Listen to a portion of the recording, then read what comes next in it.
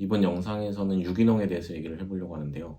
사실 제가 뭐 그렇게 관심 있었던 분야는 아니어가지고 어떻게 접근을 해야 될지 잘 모르겠는데, 보통 일반 제품보다 가격이 더 비싸다 보니까 굳이 딱히 살 필요도 잘 못 느끼겠고, 근데 코로나가 시작이 되고 이제 집에 있는 시간이 많아지다 보니까 운동도 잘 못하게 되는 것도 좀 있고, 요즘 몸이 많이 약해지고 있다는 걸 좀 느끼거든요. 그래서 뭔가 먹는 거나 제가 평소에 쓰는 것들에 대해서 좀 더 신경을 쓰게 되는 것 같아요. 그냥 똑같은 걸 먹어도 좀 더 좋은 걸 먹어야 되지 않나? 이제 평소 전보다 좀 좋은 제품을 쓰려고 이제 찾아보게 되고, 퀄리티 있는 쪽을 찾다 보니까 아무래도 이제 유기농 쪽으로 뭔가 관심이 가게 되는 것 같아요. 저도 사실 유기농, 뭐 오가닉 제품 좀 사치라고 생각했었는데, 이제 제가 소비하는 거에 대해서 어떤 의미가 있는 건가라는 생각을 좀 더 하게 되는 것 같고, 또 이런 움직임이 유럽에서는 많이 활성화가 돼 있어가지고 저는 되게 좋은 방향이라고 생각을 하거든요. 그래서 한번 알아보려고 합니다.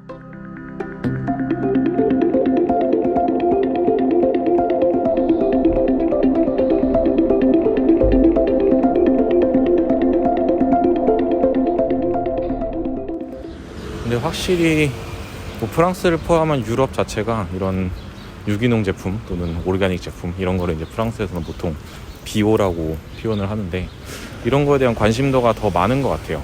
아예 그런 관련 제품들만 파는 전문 매장들도 되게 많고, 한국은 아직까지 모르겠어요. 아직까지 이제 그런 쪽으로 좀 대중화가 아직 덜 되어 있다는 느낌? 물론 제가 한국에 안 산 지 오래돼가지고 지금은 어떨지는 잘 모르겠지만은, 그래서 저도 아무래도 그렇게 살아오다 보니까 한국에서 30몇 년을 사실 이렇게 살아왔는데, 뭐 굳이 또 비싼 돈 주고 꼭 그런 제품들을 꼭 이용해야 되나, 뭐 이런 생각도 사실 들었었기 때문에, 이제 아까 말씀드렸다시피 평소에 쓰는 제품들에 대해서 디테일하게 이제 생각을 많이 하게 되다 보니까 그런 쪽으로 이제 관심이 가기 시작하더라고요. 뭐 새로운 거에 관심을 가지는 건 나쁜 게 아니니까. 그리고 이게 점점 유럽 쪽에서도 이제 점점 시장이 커져가는 게 이제 느껴지다 보니까 무시를 할 수만은 없는 거죠.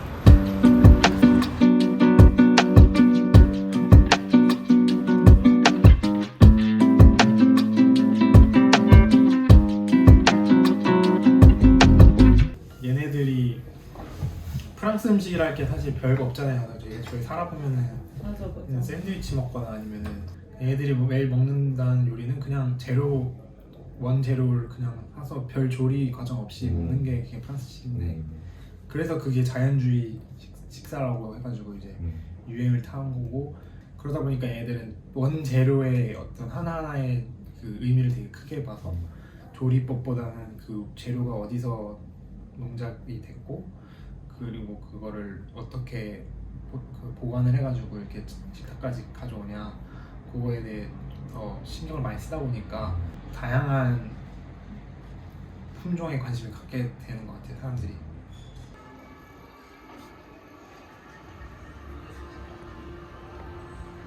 Nous, on est ouvert depuis, on est sur la 5e année. L'idée de la boutique, c'est de proposer des produits durables, des produits bien faits.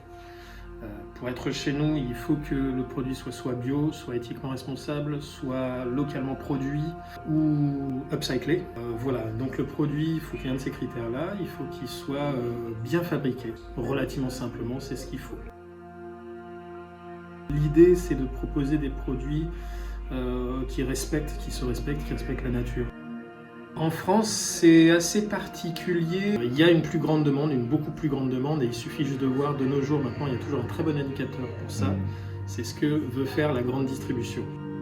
Et maintenant, depuis 1 an, voire un peu plus, vraiment 2 ans, la grande distribution s'est vraiment mise au bio.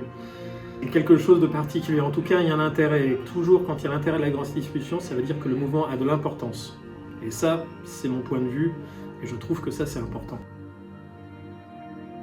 Il y a des gens qui commencent à s'intéresser à ça, c'est là qu'ils commencent à gratter la surface, de voir ce qui se passe, de voir ce qui se fait. Et c'est là qu'on s'intéresse aux produits, c'est que là qu'on découvre de vraies choses. Voilà, sur le bio et sur les produits en général.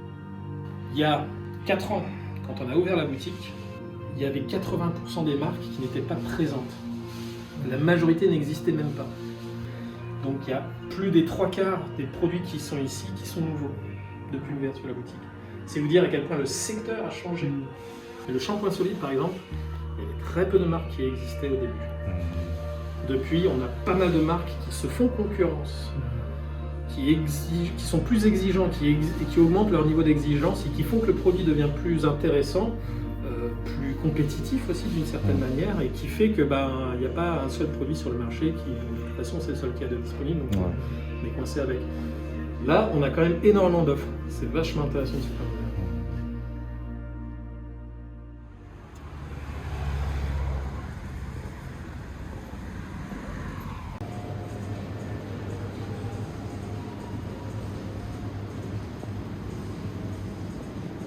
있어서 막 내가 이거 좀 해야 돼, 이거 좀 살게. 나 이거 마셔본 거였거든. 잘 들어간 쪽이구나.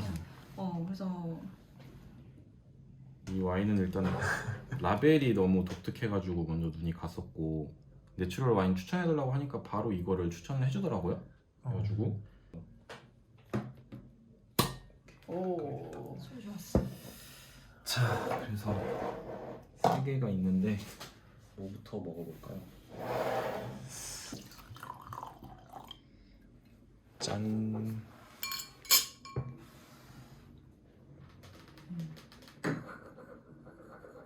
와인 따놓으면 계속 맛이 이렇게 열리잖아요. 그래서 그러면은 그 처음에 갖고 있었던 그 후추 맛이 그냥 약간 부드럽게, 아무래도 공기를 만나니까 그래서 맛이 이렇게 또 한 번 바뀌었을 때 그 맛도 엄청 괜찮아요 이게. 아무래도 여기서 산 시간이 좀 있다 보니까 저는 보르도에 있었거든요. 그 트라디셔널한 걸 많이 마셔봤는데 좀 새로운 그러다가 친구네 집에 갔는데 친구네 부모님이 여기 이민을 오셨는데 예전에 그분들이 거진 내추럴 와인을 초창기 때부터 아셔서 그분들이 제 친구들한테 거진 계속 가져다 주시면서 제 친구네 집에 수아레라고 갔을 때 처음 먹어본 거죠. 그 뭐라 해야 되지? 새로운 맛인 거 있잖아요. 무겁지도 않은데 가열지도 않은데 그렇다고 마실 때마다 좀 재미가 있죠. 마실 때마다 재미가 있고 약간 그런 식으로 공법이나 뭐 이렇게 만드는 게 조금 다르다 보니까 상상하지 못하는 맛이 나오거나, 제가 친구한테 추천받은 게 있는데 아직은 못 마셔봤는데 레드랑 화이트 품종을 섞어서도 만들고 이런데요. 그런 것도 되게 흥미롭고, 기본 틀을 깨는 와인이다 보니까. 그리고 제가 저번에 마셨던 거는 정말 한 1년에 몇 병이 안 나오는데 그거는 그냥 유기농 그 포도 재배 밭에 밑에 떨어진 포도만 주워가지고 만드는 거예요. 그러니까 그거는 애초에 그러니까 좋은 포도가 아니잖아요. 그러니까 사실은 떨어져서 이제 그 다친 포도일 수도 있고 조금 이렇게 걸러지는 포도일 수도 있는데 그런 것만 모아서 만든 포도인데 맛이 너무 맛있어요. 기가 막혔어요 그거는. 그러니까 정말 날 것의 맛, 날 것의 맛이라는 거. 그래서 그런 재미가 마실 때마다 있는 거. 사실 우리는 유기농 그리고 친환경이라는 단어에 너무 갇혀있는 걸지도 모릅니다. 유기농 제품에 대한 관심은 우리가 구매하고 소비하는 제품의 퀄리티나 소재, 그리고 이것이 환경에 주는 영향 등에 대해서 조금 더 세심하게 고민해보자 라는 것에 있다고 생각해요. 그동안 우리는 대형 체인 마켓에 의해 많은 생각과 고민을 거치지 않고 소비를 하는 경우가 많았습니다.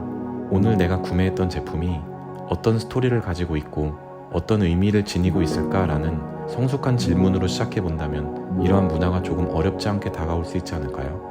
En fait, c'est pas forcément de se dire que le bio c'est bien et d'aller absolument vers le produit bio parce qu'il faut aller vers le produit bio. C'est de se dire qu'on a envie de se faire plaisir sur quelque chose de particulier et que de savoir que dans ce besoin, on va trouver quelque chose d'extrêmement qualitatif et qui va sans doute être bio. C'est pas le bio en soi qui est le plus important. C'est un gage de confiance, c'est un gage de qualité.